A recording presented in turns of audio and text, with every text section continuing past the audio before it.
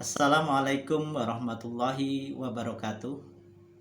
Salam sejahtera, salam bahagia, dan salam inklusi. Sahabat luar biasa,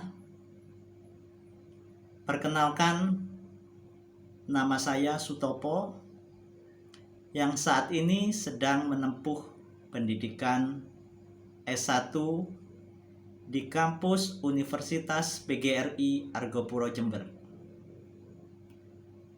Jurusan pendidikan luar biasa, Fakultas Keguruan dan Ilmu Pendidikan, dengan nomor induk mahasiswa 221F10055.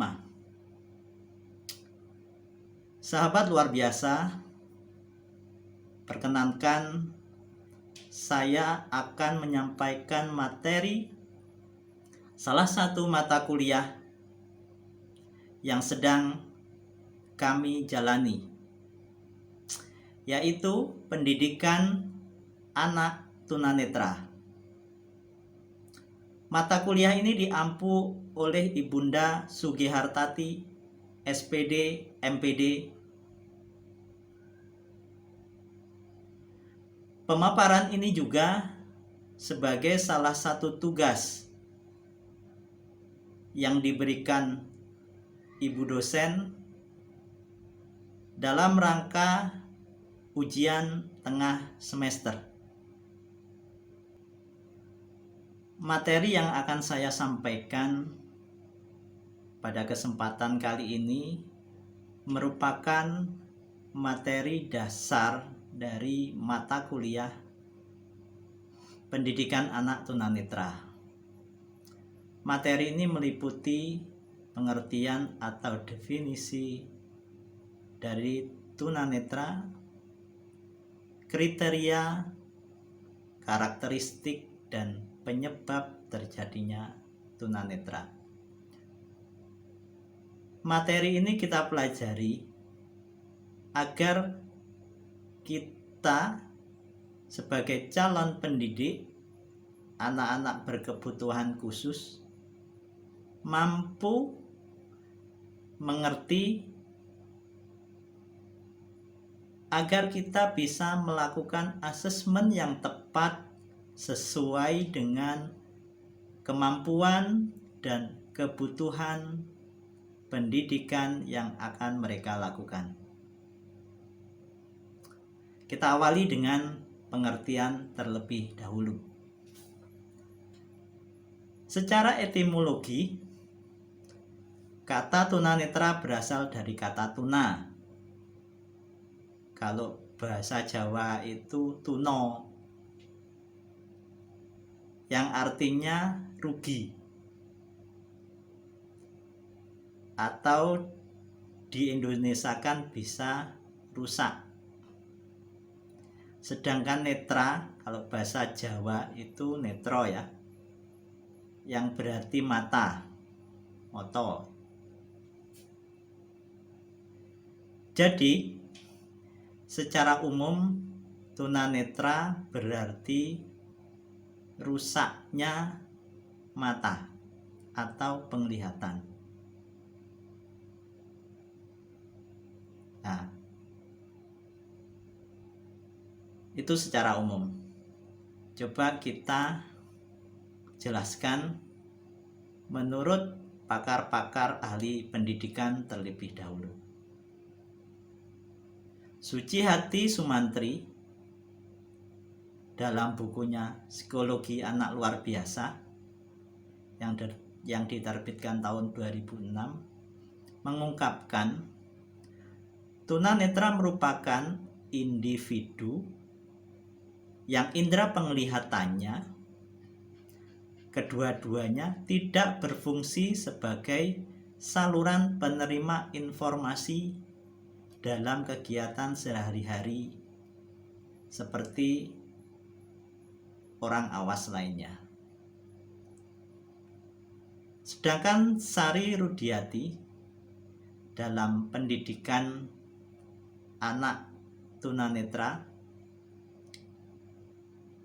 yang diterbitkan tahun 2002 menjelaskan anak tunanetra adalah anak yang karena dampak suatu hal daya penglihatannya mengalami luka atau kerusakan baik struktural maupun fungsional sehingga kondisi penglihatannya tidak berfungsi sebagaimana mestinya.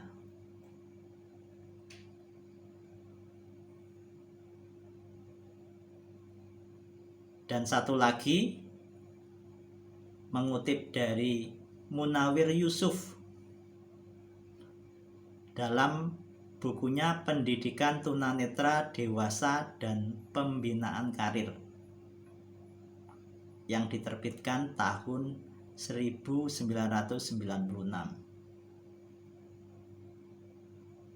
Kata Munawir Yusuf, istilah tunanetra atau buta menggambarkan kondisi di mana penglihatan tidak dapat diandalkan lagi meskipun dengan alat bantu sehingga tergantung pada fungsi indera-indera yang lain. Dampak penglihatannya kurang sehingga mempunyai kesulitan dengan tugas-tugas utama yang menuntut fungsi penglihatan, tetapi dapat berfungsi dengan alat bantu khusus namun tetap terbatas.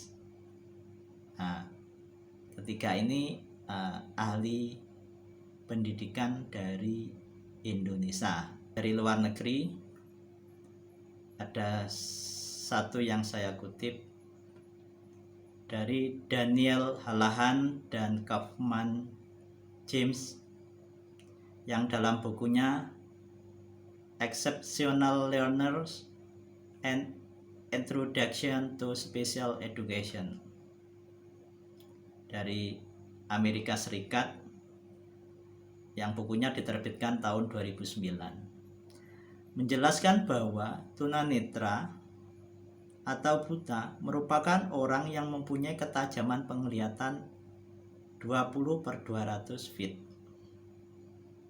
yang maksudnya penyandang disabilitas netra hanya dapat melihat objek pada jarak tidak lebih dari 20 kaki atau 6 meter, sementara orang umumnya mampu melihat dengan jarak 200 kaki atau 60 meter. Jadi ketika kita tidak mampu melihat suatu objek dengan jelas dengan jarak di atas 6 meter, kita sudah dikategorikan disabilitas netra. Sahabat luar biasa, tadi paparan kutipan ya dari ahli pendidikan. Sekarang kita runut lagi dari beberapa ahli. Pertama adalah tunanetra secara anatomis atau fisiologis. Ini ahli biologi, yaitu menyangkut struktur anatomi dan fungsi organ mata, sehingga tunanetra adalah rusaknya organ anatomi mata yang menyebabkan terganggunya fungsi penglihatan. Jadi ada struktur anatomi organ mata yang tidak normal. Nah, ini ahli biologi ya. Sedangkan tunanetra secara medis, ini ahli kedokteran ya, ahli klinis. Statementnya, ketunanetraannya dikaitkan dengan penyakit dan kelainan anatomi atau kelainan fungsi penglihatan sehingga tunanetra membutuhkan pengobatan pada mata atau diberikan koreksi pada fungsi penglihatannya. Ya, yang kedua ya. Yang ketiga, tunanetra secara estetis optometris. Ini ahli estetik, seniman ya. Seniman juga masuk dalam pengertian atau definisi tunanetra. Ketunanetraan yang diartikan sebagai keadaan di mana mata mengalami kerusakan secara fisiologis sehingga terlihat jelek atau buruk dan perlu dikoreksi dengan modifikasi alat bantu visual.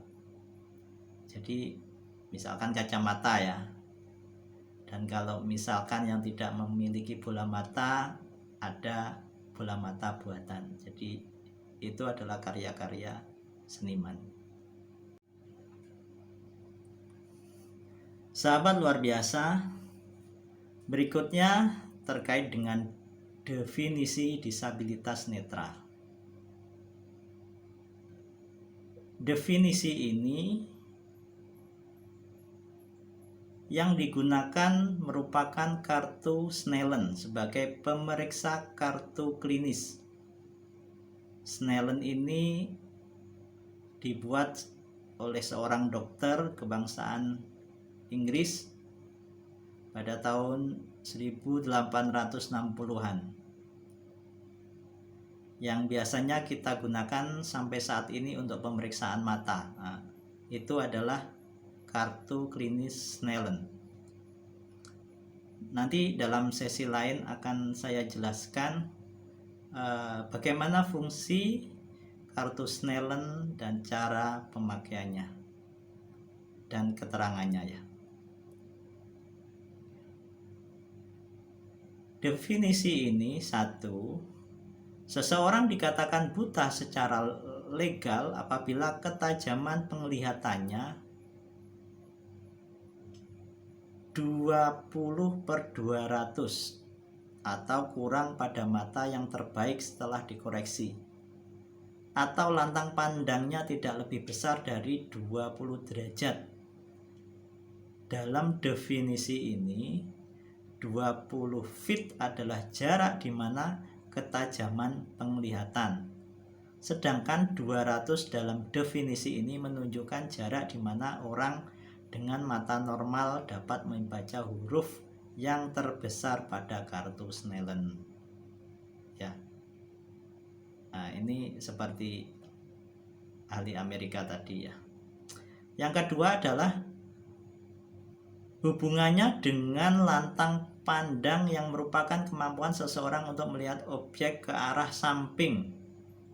Batasan legal ini dipergunakan sebagai bahan pengukuran yang mana pengukuran tersebut digunakan sebagai bahan perencanaan dalam program pendidikan bagi anak-anak disabilitas netra.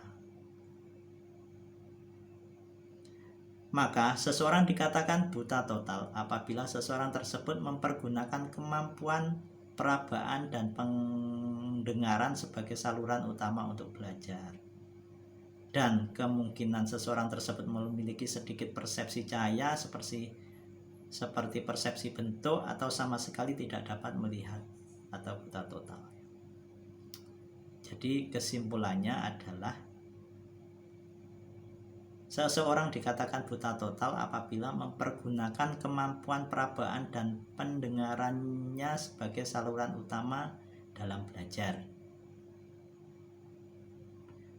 Kedua, seseorang dikatakan buta secara fungsional apabila saluran utama yang dipergunakan dalam belajar adalah perabaan dan pendengaran. Mereka dapat memperoleh informasi tambahan dari lingkungan.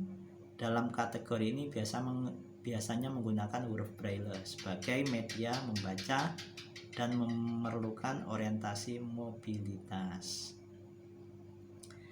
Yang ketiga adalah seseorang dikatakan penyandang low vision atau kurang lihat apabila ketunanetraannya masih memungkinkan untuk difungsikan sebagai indera penglihatannya dalam melakukan aktivitas hari-hari.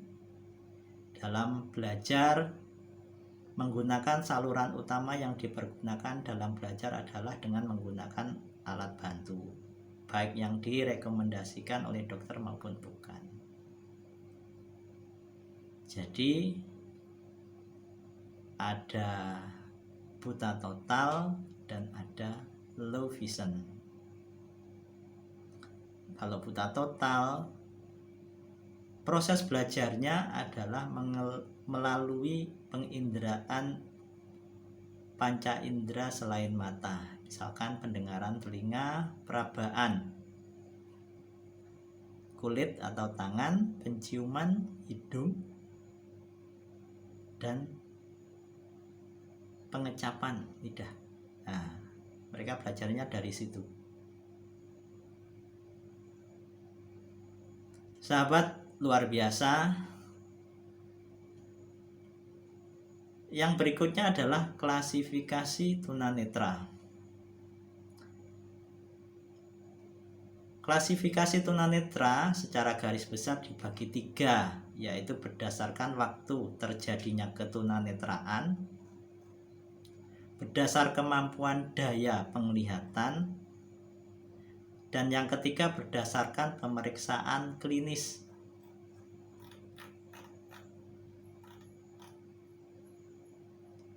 Kalau berdasarkan terjadinya ketunanetraan, itu bisa sejak sebelum lahir, istilah medisnya prenatal, atau pas kejadian kelahiran atau natal, atau setelah persalinan atau postnatal.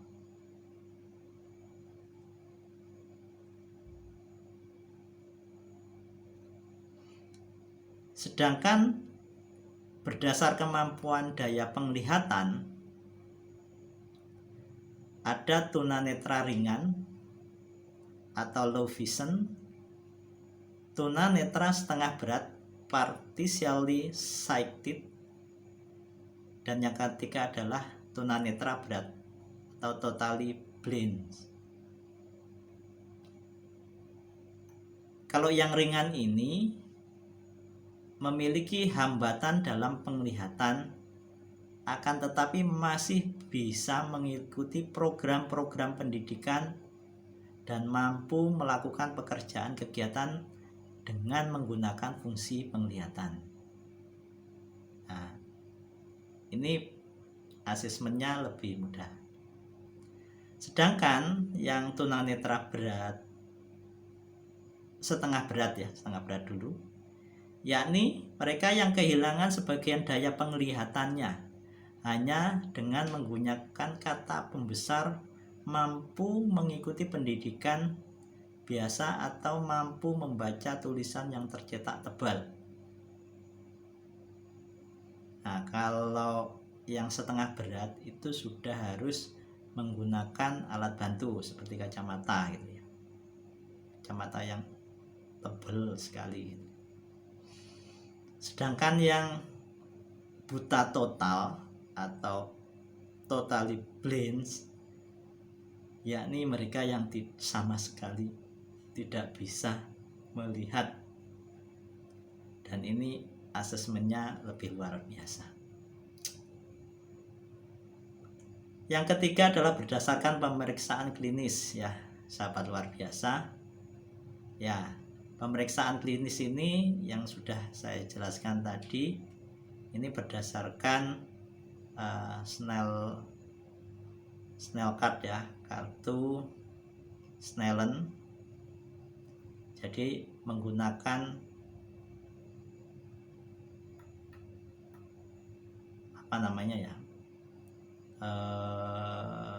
praktek uji coba gitu ya.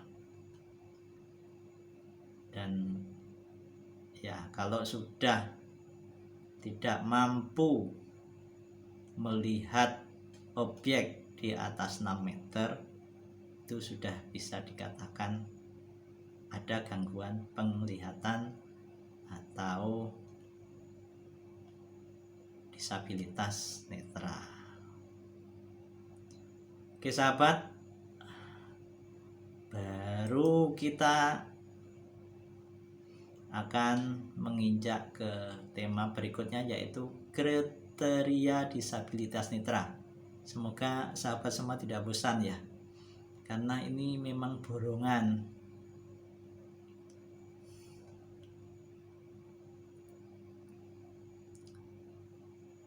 5 materi dalam satu video.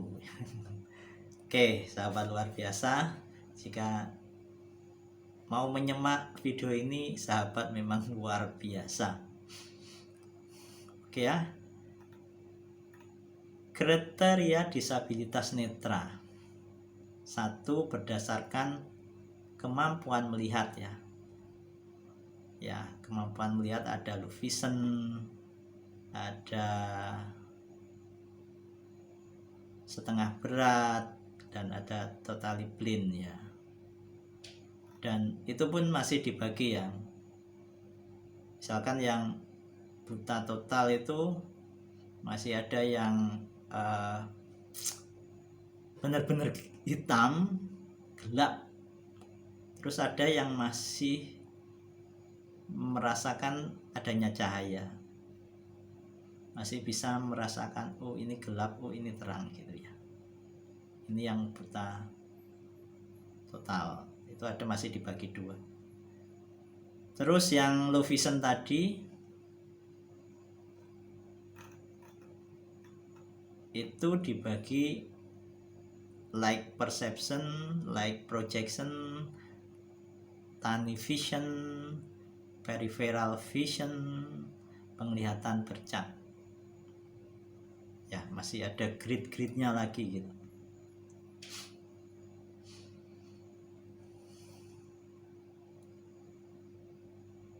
Yang kedua adalah kriteria disabilitas netra berdasarkan persepsi cahaya ya. Ya sebenarnya dibolak-balik sih. Jadi ada pendekatannya kemampuan melihat, terus ada pendekatan persepsi cahaya ya. Ya, persepsi cahaya itu kemampuan mata dalam menerima atau memproyeksikan cahaya. Pertama ada yang tidak ada persepsi cahaya sama sekali ya, blind, totally blind itu ya. Yang kedua memiliki persepsi cahaya. Ini membedakan gelap dan terang ya. Terus yang ketiga adalah memproyeksikan cahaya, bisa mengetahui asal cahaya dan pergerakan yang ada di sekelilingnya. Oke, yang ketiga adalah kemampuan melihat ketajaman penglihatan. Nah, ini melalui Snellen test itu ya. Oke, Snellen test sudah kita bahas sejak tadi ya. Kita perlu dibahas lagi.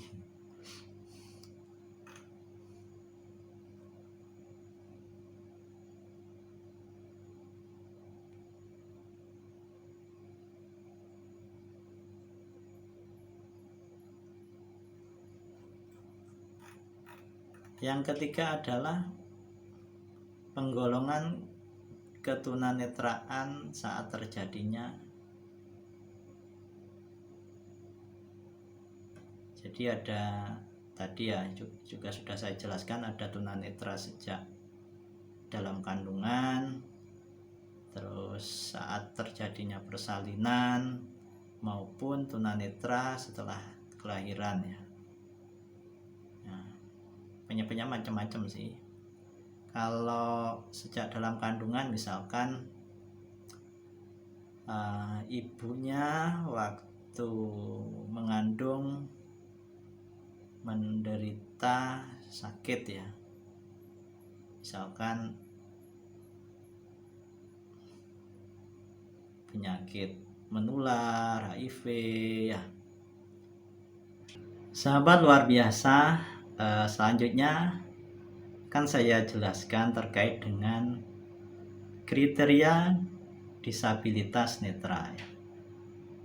1 terkait dengan kemampuan melihat, yang kedua kemampuan terhadap persepsi cahaya, yang ketiga kemampuan melihat ketajaman penglihatan, yang keempat terjadinya ketunanetraan ya. Oke ya, yang pertama kemampuan melihat. bagaimana yang dijelaskan di awal tadi.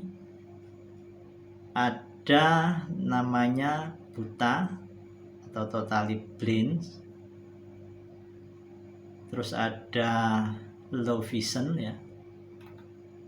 Jadi yang buta ini ada dua, yaitu totally blind dan residual vision. Jadi yang totally blind itu sudah tidak bisa membedakan gelap dan terang ya. Jadi siang dan malam dia tidak tahu. Sedangkan residual vision itu masih bisa membedakan, oh ini gelap, oh ini terang ya. Jadi masih ada persepsi cahaya. Yang kedua adalah low vision. Itu dibagi dalam beberapa kategori lagi.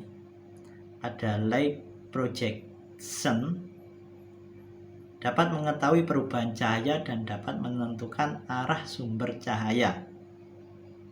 Jadi kalau residual vision tadi itu bisa menentukan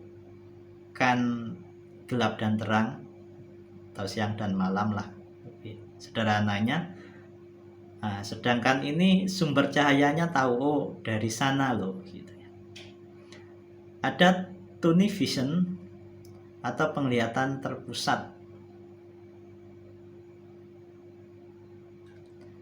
Tapi ini apa ya? Jadi kalau ada benda bergerak atau ada objek itu hanya mampu dilihat tengahnya saja, sedangkan sekelilingnya blur gitu ya. Kayak kalau sekarang itu kalau foto itu ya namanya efek blur ya, atau efek lupa saya. Oke ya, lanjut ya. Yang seterusnya adalah peripheral vision atau penglihatan samping. Sehingga kalau kita melihat itu hanya ngelirik gitu ya, samping gitu. Jadi tidak, kalau tadi terpusat, kalau ini sampingnya. Karena bagian tengahnya blank atau blur gitu ya. Jadi bagian sampingnya yang kelihatan. Yang berikutnya adalah penglihatan bercak. Apa ya, bagian-bagian tertentu itu ada yang jelas, ada yang tidak gitu ya. Oke ya, itu low vision. Jadi low vision ada macam-macam ya. Ada light projection ya, tunnel vision, peripheral vision, dan penglihatan bercak ya. Oke, yang berikutnya adalah kemampuan terhadap persepsi cahaya ya. Yang totally blind tadi no light perception atau tidak ada persepsi cahaya sama sekali. Yang kedua adalah yang low vision itu masih ya light perceptionnya, masih ada persepsi cahaya. Terus yang ketiga adalah yang light projection. Jadi bisa memantulkan cahaya sehingga mereka bisa melihat pergerakan begitu ya. Oke, sahabat, luar biasa. Yang berikutnya adalah kriteria berdasarkan kemampuan melihat ketajaman penglihatan ya, melalui Snellen test atau tes Snellen ya. Tadi sudah saya paparkan, coba ini mungkin lebih rinci lagi ya. 1. Tingkat ketajaman 20 feet sampai 20/50 feet, atau kalau dimeterkan 6/6 meter sampai 6/16 meter ya. Tingkat ketajaman penglihatan ini masih digolongkan tunanetra taraf ringan dan masih dapat mempergunakan mata relatif secara normal. Kemampuan pengamatan visual masih cukup baik dan dapat mempergunakan alat bantu pendidikan secara normal. Ini yang pertama ya, yang melihat dari yang masih bisa melihat 6 meter sampai 16 meter ya. Yang kedua adalah yang 6 meter sampai 20 meter. Itu sudah dikategorikan low vision ya. Atau kalau dari segi pencahayaan tadi sudah dikatakan partially sight. Nah, sedangkan yang ketajaman penglihatannya itu lebih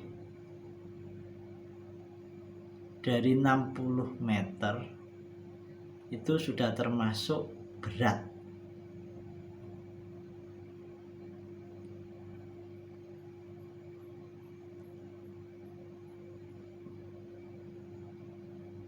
Biasanya ini hanya bisa membedakan antara gelap dan terang ya. Terus yang keempat ada penglihatan nol atau buta total ya. Oke sahabat, yang keempat adalah kriteria berdasarkan terjadinya ketunanetraan ya.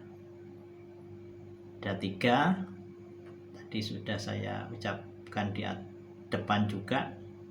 Ada tunanetra sejak dalam kandungan atau prenatal. Yang kedua tunanetra saat proses persalinan atau natal. Yang ketiga tunanetra setelah kelahiran ya. Hal ini terjadi yang prenatal ya, itu biasanya ibu hamil terus menderita sakit misalkan, atau minum obat yang tidak direkomendasi oleh dokter ya. Bisa juga terjadi kecelakaan jatuh di kamar mandi, atau juga bisa karena serangan virus ya, yang biasanya kita kenal adalah toksoplasma ya. Sedangkan yang terjadi dalam proses kelahiran atau natal ya, misalkan anaknya sungsang. Sungsang itu kakinya yang di bawah ya. Terus prematur juga, atau bayi yang mau keluar tapi terjepit karena mungkin tulang pinggul ibunya sempit gitu ya, sehingga kekurangan oksigen. Jadi ini proses-proses persalinan ya. Sedangkan yang ketiga adalah postnatal atau setelah bayi dilahirkan ya, ada kecelakaan ya, keracunan, penyakit juga itu ya. Ini rawan. Jadi bagi ibu-ibu, ibu muda, ini supaya berhati-hati dalam merawat bayi kesayangannya ya. Rawatlah sebaik-baiknya biar dia sehat. Gitu ya sahabat luar biasa. Oke, saya lanjutkan berdasarkan karakteristik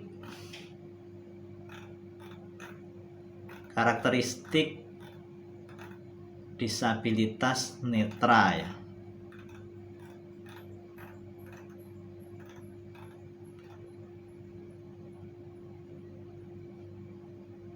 Karakteristik fisik ya. Jadi kita uncai lagi, bila mungkin teman-teman itu tidak tahu kalau temannya netra gitu ya, biar paham gitu ya. Oke ya, seseorang yang mengalami hambatan dalam penglihatan, baik itu buta total maupun penglihatan yang berkurang atau low vision ya, akan berdampak pada terganggunya perkembangan motorik, terlambat dalam perkembangan kontrol otot kepala, leher, dan otot-otot tubuh. Keterlambatan motorik ini ciri khas fisiknya adalah sebagai berikut ya. Kalau buta total, ciri fisiknya itu bola mata kurang atau tidak berkedip dan tidak bereaksi pada cahaya.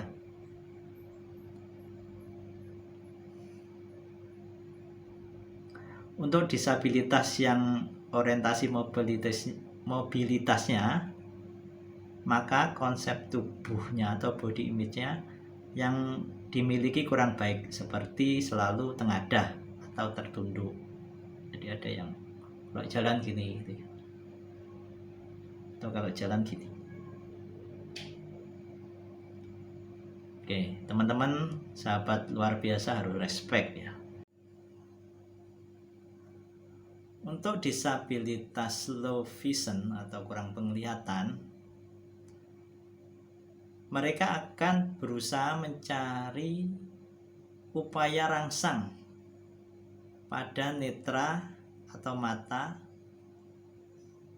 sehingga mereka berperilaku tidak terkontrol seperti menggercap-gercapkan mata.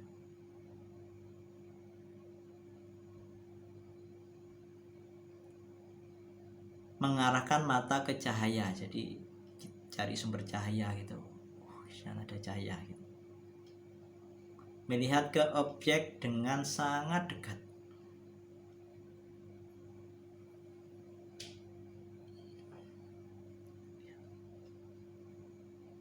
Atau sering memicing-micingkan mata ya, atau membelakkan mata.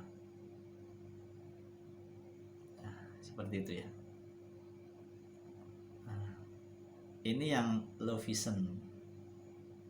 Jadi mereka masih ada rangsang terhadap cahaya. Oke sahabat luar biasa, penjelasan saya selanjutnya terkait dengan karakteristik psikologis. Karakter psikologis ini juga berbeda pada yang menderita buta total. Pertama adalah mereka selalu menunjukkan perilaku ekstrim ya, bersikap kompulsif atau perfeksionis ya. Mereka biasanya selalu gembira gitu atau ceria, ada yang kacau gitu ya, lucu gitu ya. Yang kedua adalah psikologi mereka terlihat kaku karena mereka susah menggerakkan otot muka, jadi ekspresi atau gerak-gerik mukanya itu terkesan kaku atau ada kekakuan pada atau kebekuan pada wajah.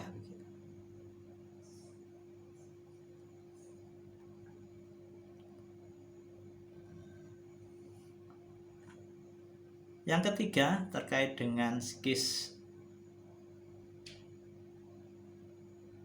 buta total, yaitu mereka kurang memiliki kemampuan untuk menguasai lingkungan, jarak jauh, dan yang bersifat meluas. Mereka akhirnya memiliki rasa khawatir ya, ketakutan dan kecemasan bila berada pada lingkungan yang luas gitu ya. Misalkan di taman, di jalan gitu ya. Karena mereka tidak percaya diri dan selalu curiga pada lingkungan. Ya, ketakutan-ketakutan yang selalu menyertai. Gimana kalau ada parit, gimana kalau terjatuh, kalau ada sandungan, batu, dan lain sebagainya. Jadi ketakutan itu psikologinya selalu muncul.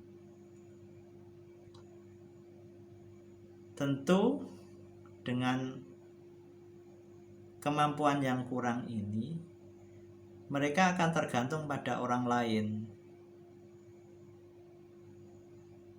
sehingga mereka tidak memiliki kemandirian.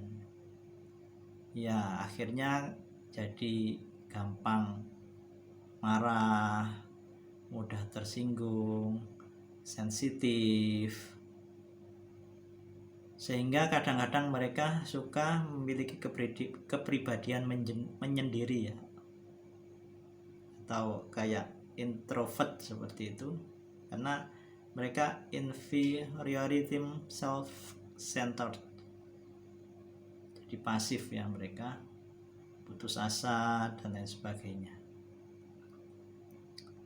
Sedangkan psikologi low vision atau yang kurang penglihatan, mereka itu seakan-akan memiliki dunia lain. Karena penglihatan mereka adalah antara tunanetra dan awas ya. Sehingga dampak psikologinya yang low vision ini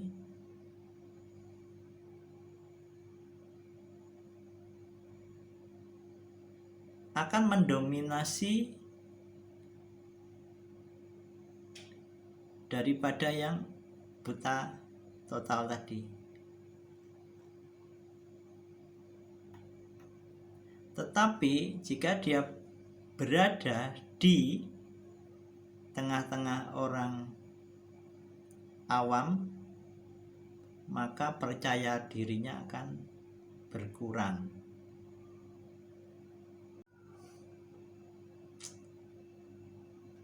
Baik sahabat luar biasa, sudah bermenit-menit paparan yang saya sampaikan. Mudah-mudahan bermanfaat bagi diri saya sendiri maupun rekan-rekan yang rela menonton video saya ini. Semoga sahabat luar biasa selalu bahagia dan ketemu lagi di video saya selanjutnya. Saya mohon maaf atas kurang lebihnya paparan saya. Saya akhiri, wassalamualaikum warahmatullahi wabarakatuh. Salam.